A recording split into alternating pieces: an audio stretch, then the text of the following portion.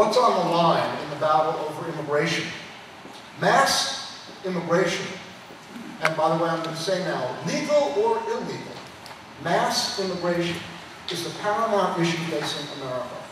Unchecked, it will transform this country into something unrecognizable. It has the power to destroy forever that quality we call American exceptionalism. What we decide to do about this issue is the single most important political decision we will make in our lifetime. In making this choice, I urge you not to think about what might have been good for your settler or immigrant ancestors or forebears, wherever they came from, whether freely or in slave ships. Equally, I urge you not to think about the immigration policy that was good for your parents, your grandparents, or your great-grandparents.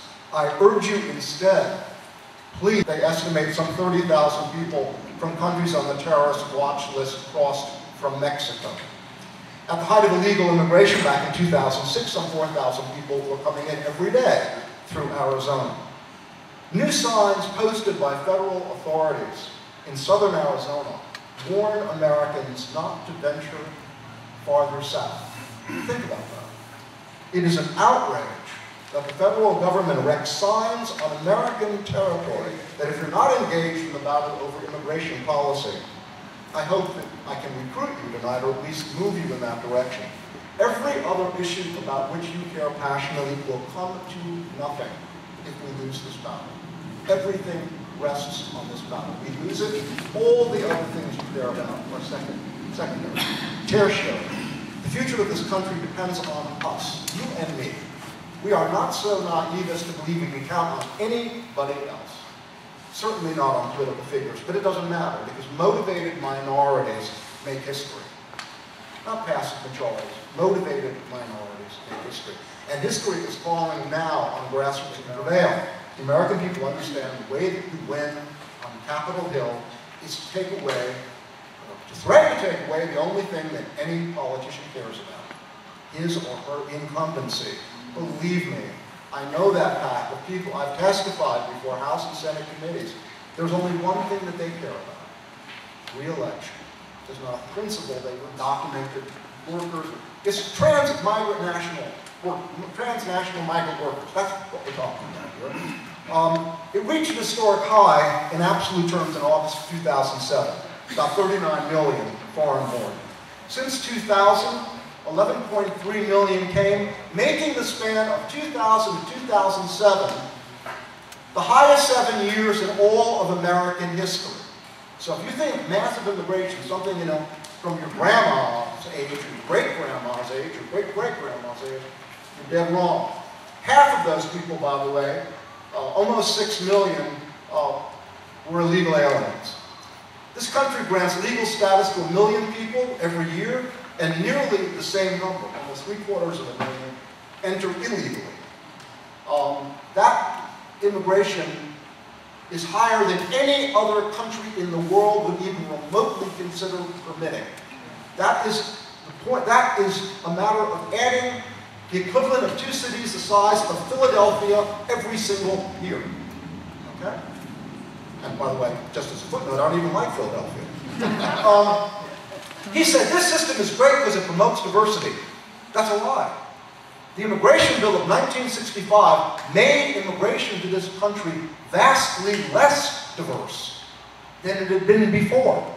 Now, over 45% of all of our legal immigrants come from only one place, and 65% of all of our illegal immigrants come from only one place, and that's Mexico.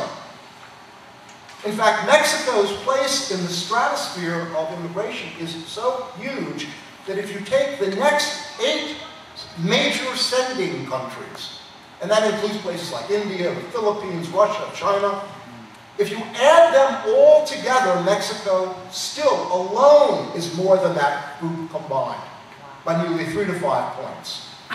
It's huge, the legal Mexican population in New York than you do in Texas.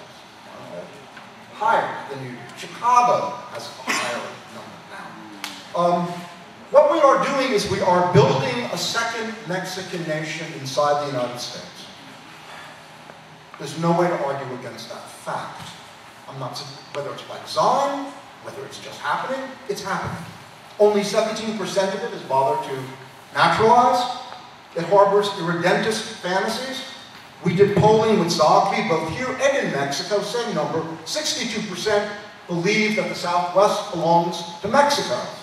69% believe that Mexicans in this country owe primary loyalty to Mexico, not the United States. And Mexicans, according to Mexican law, remain Mexican till the end of their days. And their loyalty is #1 to Mexico. These attitudes have been encouraged by successive Mexican administrations since President Zedillo. President Vicente Fox went so far as to say he was protector of all Mexicans in the USA. Hundreds of Mexican consulates, I don't know if you're aware of the presence of Mexican consulates. They are in every state. There are 2 and 3 in many states. They are interfering directly in American internal affairs, violating the Vienna Conventions on consular rights in labor disputes, in health care issues, on deportation questions. Okay, we've got a second government here now. Okay, influencing decisions locally in Chicago, Los Angeles. We can go on and on.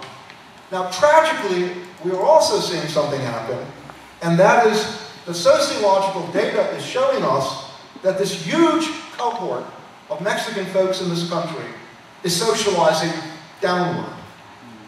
Now, nobody doubts the work ethic of the first generation here. They work hard as hell, okay? No question about that. But you know what? Their kids don't. Hispanic kids have the highest dropout rates of any group in this country. They now have the second highest rate of illegitimacy. It's 75% in the African American poll. Those polls give respondents only 2 choices: amnesty or mass deportation. Now, Americans hate amnesty, but when they hear the words mass deportation, it summons up images of Nazis loading Jews onto trains to Auschwitz, okay? And Americans, being basically good people, kind of swallowed hard and they said, you know what, amnesty's horrible, but mass deportation? Well, first of all, it's a chimera. It's imaginary. Nobody supports mass deportation. No one does. It's not out there. The most extreme anti-immigration person I know of wouldn't support it. It would never fly. What does work is attrition, and I'll talk about that. And by the way, when you offer Americans attrition, and only Zogby and Rasmussen do, attrition means the incremental reduction of the illegal population through strict border control and internal enforcement of immigration law, which causes illegal aliens to self-deport. Recent study we did, we broke it down in terms of religion, because we've been hearing so much nonsense with all of these statements by religious organizations. So what did we find out? 95% of evangelical Christians, and that, by the way, includes Southern Baptists, 95% support attrition. Among Roman Catholics, who've been getting just battered by the Bishops' Conference, 90% support attrition. Among mainline Protestants, 95%. And among supposedly incorrigible Jews, 80%. Now, if you consider the fact that about 55% in an election is a landslide, what do you think 95% is? No, the American people do not support an earned pathway to citizenship. They only support it when you tell them the only alternative is Auschwitz. People also make very strange bedfellows.